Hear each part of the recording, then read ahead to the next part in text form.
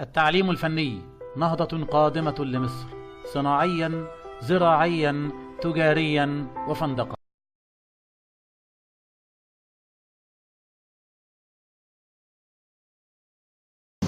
اعمل فين الكلام اللي انت بتقوله وبتحلم بيه؟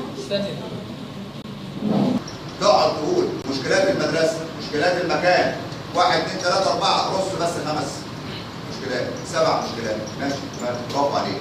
ابدا واحد تجمع مشكلات. ماذا اقترحت لحل هذه المشكله؟ انا نثير المشكله، انا اقول المشكله وجايب معاها مقترح. لان عمليه اجتماعيه، لو رجعت للمفهوم بتاع القياده هتلاقي فيه يعني اي حد عمره بيوصل لمركز قياده بيكون مثلا فاضل عنده 56 57 سنه. يعني اثناء تنظيم توجيه واشراف. ده انا عارف ان انا ليا اطار قانوني بتحرك فيه ايه؟ في ظل حاجه معينه للاداره، خلاص؟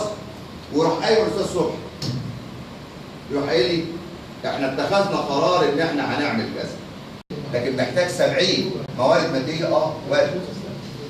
وارد اوجه وبشرف عليهم يبقوا حاسين ان هم مش شغالين. ما فيهاش اصلا مش قدر. طيب الاساس السليم اللي هو هيعلي عليه دورين 3، خلاص كده نهايه التعليق. ثم تقويم او تقويم ثم تقييم.